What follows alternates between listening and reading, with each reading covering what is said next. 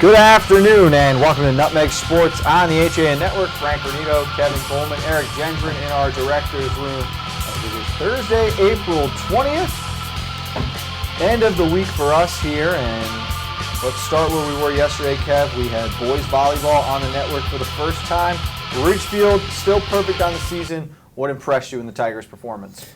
Just the chemistry between Leoponov, Nicola Dowdy. You talk about Miles Peckham in front of the net, Christian DeVivo. You go around. I think the one thing that really impresses me the most with the Ridgefield Tigers is that they have depth. And I think Coach LaDanya can go to her bench whenever she wants. You saw how many times they went through substitutions yesterday. You talk about Sean Keegan's being their defense specialist, coming out. He replaces Nicola Dowdy on defense. He did a spectacular job. You know what? Staples actually gave Ridgefield a run for their money in that final third set that Ridgefield won, but Staples was at match point, and you really almost thought that Staples was going to sneak away with at least one game. But boy, Ridgefield, the resiliency in that third set to come back, win by 2, really impressed me. And overall, I think that just makes next Friday's matchup against Darien even sweeter. And we'll get to that matchup shortly. But Eric, it was 24-23 advantage Wreckers. Timeout taken by Coach LaDanya Sabert. What was your thought process entering into that timeout? Did you think the Wreckers had the advantage and were about to close out that game, potentially get some momentum? Well, I know as a crew we were hoping that wasn't the case, but it was a very exciting ending, and it just shows the experience of that team where they can collect themselves, calm down, and go out and get 3 straight points to win the whole match. I mean, that was really impressive. Stables was really close a lot of times, but Ridgefield really showed their experience and why they're the 3-time defending state champs because, Stables was right there. It was a competitive sweep. This will go down in the books as a sweep and nothing else, but every game was really competitive, and Staples was there. They have a lot of big pieces, and but it was just really impressive to see Ridgefield just go and get those final 3 points right in a row and just shut down any thoughts of a comeback. 25-22, 25-19, 26-24.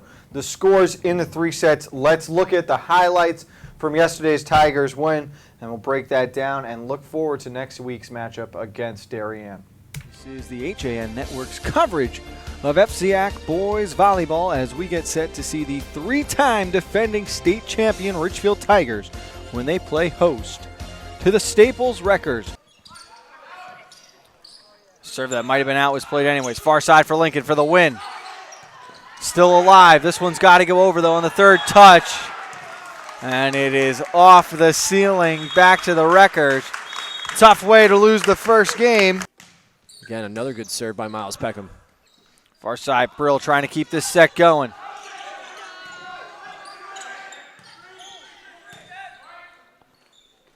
Right inside.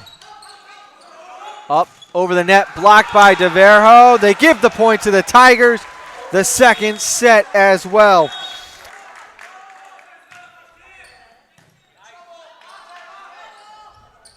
It's a little short of the net. Far side. Opportunity to win it. Over to Lincoln.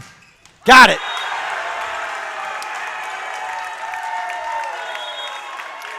It was set point for the Wreckers. Just 3 strikes later, the Tigers are still perfect on the year.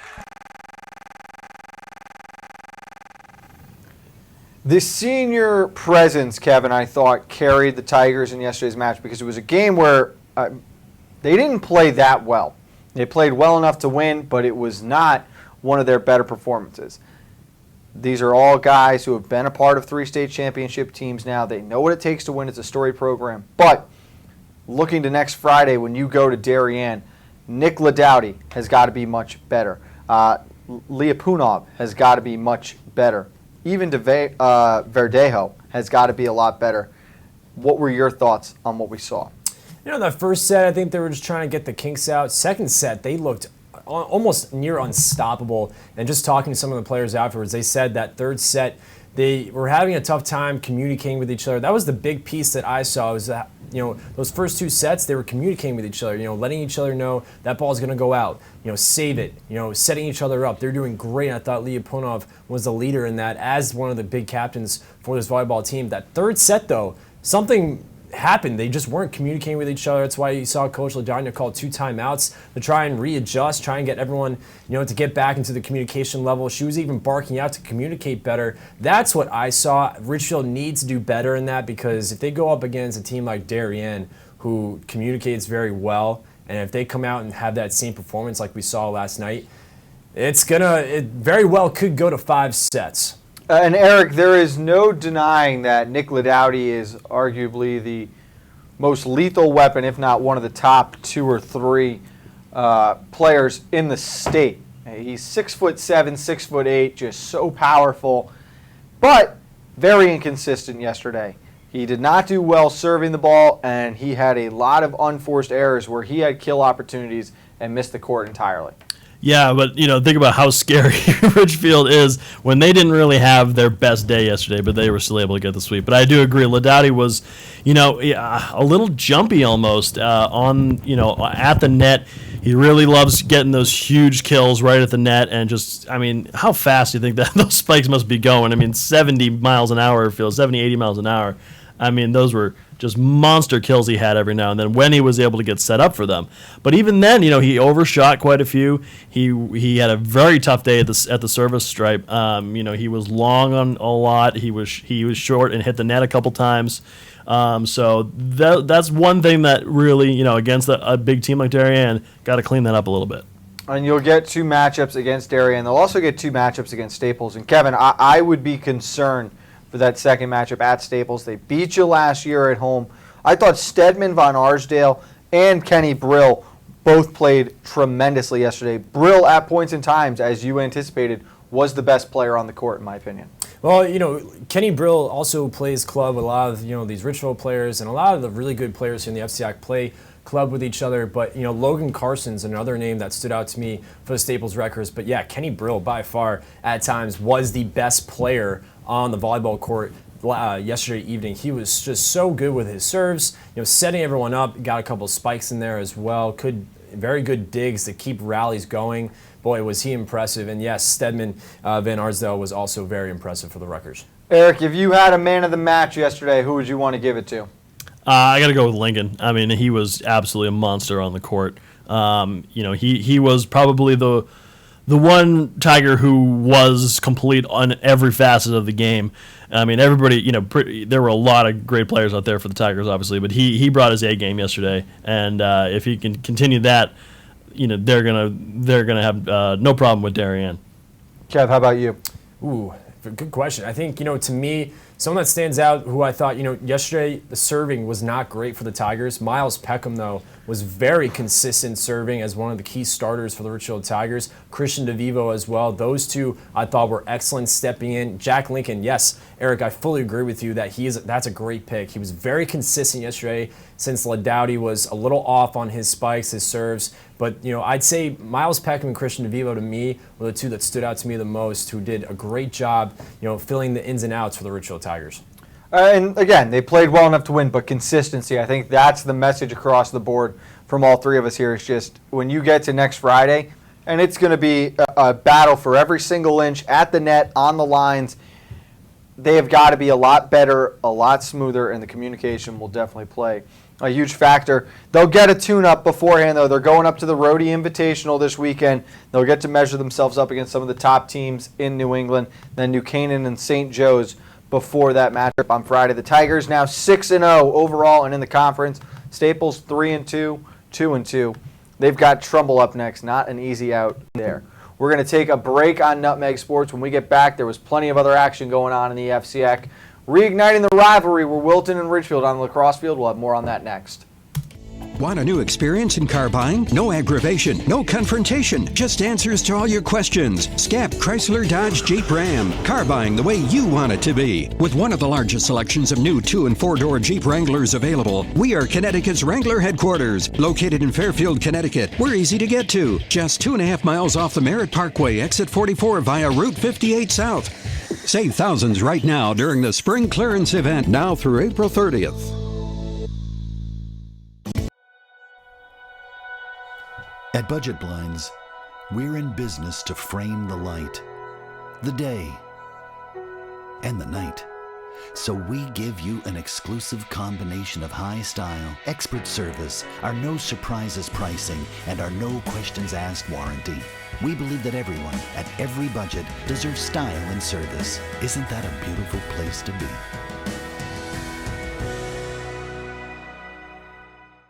You don't have to go far for authentic Neapolitan cuisine and renowned wood-fire pizza. Pizzeria Loretano of Bethel is a contemporary Italian bistro, specializing in authentic wood-fired brick oven pizza Napolitana. Pizzeria Loretano was named one of America's top 1,000 Italian restaurants in 2008 by Zagat, and recommended by Jane and Michael Stern on National Public Radio's Splendid Table. Located close to the Bethel Cinema, we focus on quality, and our food is always made to order. Join us for live jazz Sundays from 6 to 8. Find our schedule, menu, and more at pizzerialoretano.com and like us on Facebook. The new fishing season is fast approaching, so it's time to head over to the dock shop and get your gear in order. We're now offering bait in both Darien and our Westport location. The dock shop can service and repair your rods and reels, spool up new line, and fill any empty space you might have in your tackle box. Whether you're a fisherman, boater, or beach bum, the dock shop is a unique place to shop. The dock shop, 51 Tokenique Road, Darien, 609 Riverside Avenue, Westport, dockshop.com. Spring has sprung at Walter Stewart's Market, and we're celebrating the new season with fresh takes on spring. From the finest produce around to guaranteed fresh seafood delivered daily by the best local supplier. Not only are we your time-saving one-stop shop for everything you need this season, our personable team is always ready with a helping hand. Shop Stewart's for the best of spring. Find us at 229 Elm Street, New Canaan, or shop online at stewartsmarket.com.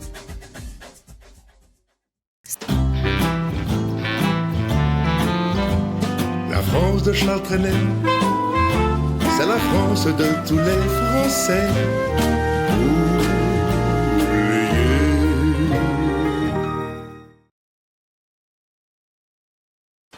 We told Dad he could have his office back if he sold 150 cars last month. Deal's a deal. Well, Dad, you did it. You get your office back. Forget it. I'm having too much fun down here. My new goal, 160 cars. Wow. Folks, if you ever wanted a great price on a new Nissan, now is the time. Right now, lease a 2017 Altima 2.5S for only $99 a month. Isn't it time you got Millerized? I'm John Kovach. I'm a newspaper editor. I'm a high school football coach. I'm a television presenter. And I want you to love fishing as much as I do. Tune in to Yankee Fisherman, Thursdays at 1 on the HAN network. It's like going to the tackle shop without leaving your office. Welcome back to Nutmeg Sports on the HAN network. Frank Granito, Kevin Coleman, Eric Gendron in the studio today. As we're looking around some of the action from the FCIAC yesterday, let's start with boys lacrosse, and Kevin Coleman continues to play the fence very, very well, rocking the Warriors blue after Wilton a huge comeback win in lacrosse over the Ridgefield Tigers. Really, you got to go there? You got to go there, my man? Yes, I mean, I got to show my love for the Wilton Warriors. Yes, I'm from Ridgefield, but you know what? The Wilton Warriors squad, Warrior Tribe have been, they've been showing up this year, so I got to show them some love. Did we all go Wilton Warrior blue today? Eric, what are you wearing back there? Wilton Warrior blue. Yeah. Oh, man, look at this. Hold on. We don't have any Wilton in the background. That's not good. Hold on. I'm pretty sure you have all the Wilton in your car. All right, what a win it was yesterday, though. They're down 2 late. They scored the game's final 3 goals in the last 5 minutes. Ridgefield is a team that scares me a lot in the long run, Kevin. I think they're going to be in that 6th seed, possibly the 7th. That's a very tough out, but let's start with Wilton first. This is a huge win for the Warriors because it keeps them up at the top of the conference. They want to position themselves to be the 3 seed, not the 4, behind New Canaan and Darien realistically by virtue of tiebreakers. Well, I think also Wilton is a team that scares a lot of people. If you're Darien and New Canaan, I think Wilton has to scare you. But yes, I agree with you. Ridgefield is a team that's going to float around that 5 or 6, maybe even 4 spot in boys lacrosse this year. When they make the playoffs, they could really make some noise. But right now, they're having a tough time starting games and finishing games. You look at that game yesterday, they went down 4-0 right away, and that puts a damper on you. You have to start climbing your way back. Yes, they came back, tied it up at 4, and then it was kind of a chess game from there, went back and forth. Wilton took that 2-goal lead. Then Ridgefield took the lead And then Wilton made a great comeback at the end, scoring with 2.5 minutes to go to seal the win. And, Ridgefield had a great shot at the end. They hit the post, I think a minute or so left. They had a great chance to tie the game, but overall, Wilton was the better team. And let me tell you, it's not easy to play at Fujitani. So Wilton, great home win for them. Kieran McGovern gets the game-winning goal. Connor Drake had the assist. Andrew Calabrese, after that shot went off the crossbar, a huge save down the stretch. Player that really stood out to me has to be R.J. Sweeney. He was tremendous on face-offs, and we talked about it yesterday, Eric, the importance of face-offs. Sweeney had to replace the All-American Wilson last year, and he's doing a tremendous job early on. Yeah, that's not an easy person to replace at all. Oh, look at that. There you go. How did that happen? I don't know. But yeah, no, that is not an easy task replacing an All-American, that's for sure. And, we've been talking about the importance of face-off in boys lacrosse. But I think a really good sign for the Warriors is that 3 different players scored those 3 goals in the comeback win. That's a really good sign for the Warriors. And we've been talking about where those 2 through 6 are going to fall in the playoffs in the FCAC after Darien. And, this is a huge boost to Wilton and a huge blow to Ridgefield. I think we got to talk about that. 2 heartbreaking losses for Ridgefield after, losing to Greenwich and losing to Wilton, their arch rival, in this fashion. I think we got to kind of talk about where Ridgefield is at right now. And I will give you, this one definitely stinks. It hurts a lot, especially because it's against Wilton too. I think there were more positives to be taken away from the Greenwich game. I think Greenwich is flying under the radar right now. They're probably the 4th best team, possibly the 3rd, depending on where they match up with Wilton in the long run. But it was a valiant effort by Ridgefield to come back down the stretch after a poor first half. So you can take positives out of that game. This is one that's definitely going to sting. And it stings a little extra too, Eric, you're right, because it is a crowded FCAC conference right now. You've got only 3 teams remaining who are undefeated in conference play. That's New Canaan, Darien, and St. Joe's. At least one of those teams will have lost by the end of next Saturday when the Wave and the Rams square off. Wilton is 4th in the East Division at 3-1. Then Greenwich, Trumbull, Ridgefield, and Staples, all with only 1 loss in the West Division.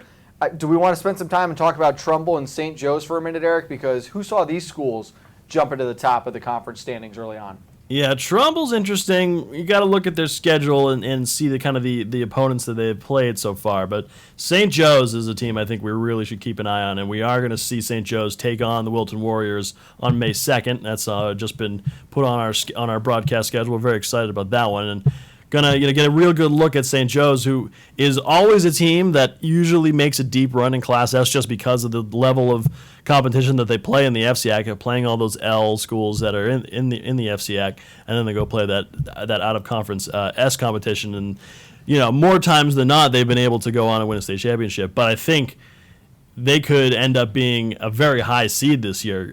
This is a very good looking St. Joseph team. I'm really looking forward to seeing getting a close up view of them. And Trumbull's lone loss in the conference was against Wilton. They lost 16-6. So that does sort of give you that barometer of where they stand. But we're going to learn a lot more in the next coming week, Kevin. Staples on Saturday for the Eagles. Next Thursday, the Trumbull battle against St. Joe's. So another one of these teams is getting picked off, potentially 2 or 3, depending on how it plays out in the next couple of days. Well, we're getting some great early matchups here in the FCAC. You talk about next week, we got St. Joe's and Trumbull. You talk about yesterday, Ridgefield Wilton, and a great matchup, and especially in that rivalry, we get that rivalry with St. Joe's and Trumbull. That's a good one to go. But Eric brought up a good point about what's the status of Ridgefield right now, sitting at 3-2 overall, 2-1 in the West. Boy, you look at some of these teams right now, could Ridgefield potentially be on the team looking on the outside, looking in? It's question marks that you have early on, not to look too far ahead, but it's definitely a little bit concerning when you look at their record right now. And yes, they have some tough games coming up. I don't think you're at all wrong to start thinking about, okay, we've got 9 teams in the conference currently with 1 loss or less. The last one being Ludlow, who's only 1-1. They're a little behind in their FCAC games. But one of these teams is going to be on the outside looking in, and Ludlow was a playoff team last year. St. Joe's, a playoff team last year. Trumbull was the odd man out. Ridgefield has got a tough go of it, but I think it's too early to tell. Eric. And something very interesting to consider for Trumbull. I mean, we were just discussing what kind of team they are. Something very interesting on their schedule. They do not have to play all season Darien or New Canaan. Interesting. So that could be a very interesting development for them. If not in the FCIAC playoffs, definitely in the state rankings. That is something really to consider. But yeah, they do. After that, Staples, St. Joe's back-to-back. They've got Massac, Norwalk, Danbury. 3 games that should be winnable for them before finishing out with Ridgefield, Stanford, Ludlow, and then season finale against Greenwich. So that is lining up to be a pretty favorable end for Trumbull, at least in the state rankings. Trumbull Ridgefield might be worth taking a look at there on the calendar. Eric, good research, good job. I'm expecting more of it after the break when we flip gears, head over to the Diamond, and cover baseball. That'll be next on Nutmeg Sports on the HAN Network. Part of banking well is doing good. That's why, with the support of local community partners, Bankwell has launched the Bankwell Pet Adoption Project to boost awareness about the hundreds of animals in local shelters that need a home. And when you donate to the cause using the Bankwell self-service coin machines, we'll match your donation. For details, visit mybankwell.com/pleaseadoptme. Bank smart, bank local, bank well. It's the InSports Athletic Functional Movement Assessment Program. A program that uses a camera, the same camera that you use with an Xbox video game. What it involves is 3 phases. One is the initial test, which will give you a very objective and lengthy assessment of how you are moving and where there may be imbalances. Once test gets the results from the assessment, we'll develop a customized program for the individual. The objective really to try to get as many young athletes through this program as possible. Have a sports injury or slip and fall that needs immediate care? Coastal Ortho Express Urgent Care gives you direct access to an orthopedic specialist fast, without an appointment. Basketball, hockey, skiing, whatever the sports injury is, sprain or fracture, Coastal Ortho Express can help. Coastal Ortho Express Urgent Care, open Monday through Saturday, now in 2 locations. The iPark Building at 761 Main Avenue in Norwalk and 36 Old Kings Highway South in Darien. Or go to coastalorthoexpress.com, like them on Facebook.